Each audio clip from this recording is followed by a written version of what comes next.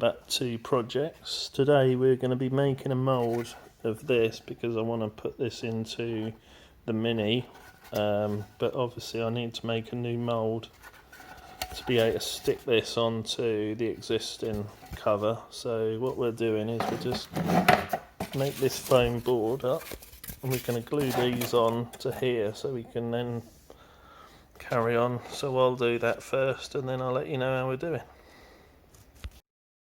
That part in, just got to put this last piece just in there. Okay, so that's the first bit done. Made that framework around there. So now what we got to do is rub some Vaseline on there and some release agent just to stop anything from sticking to it. I'm going to use the resin that we've got here. PVA release agent, so this is going to go on over top of the Vaseline and that will help release the fiberglass off of this once we have our mould. So that's our next job.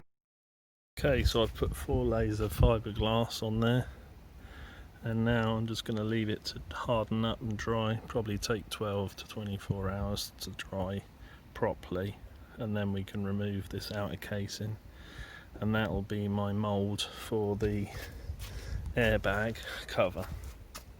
We can do that either in carbon fibre or we could do a fiberglass again, or we can do the special carbon fibre.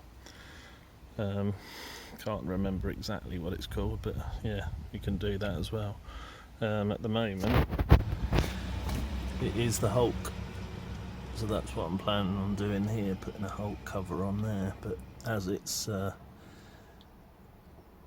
wrap, it's not wrap, it's hydro dip, so that's why I've got to make this cover, because these don't come off, they don't just unclip, because I held the airbag. So if I can make a cover to go over the top, then I can redo it again in the Hulk effect.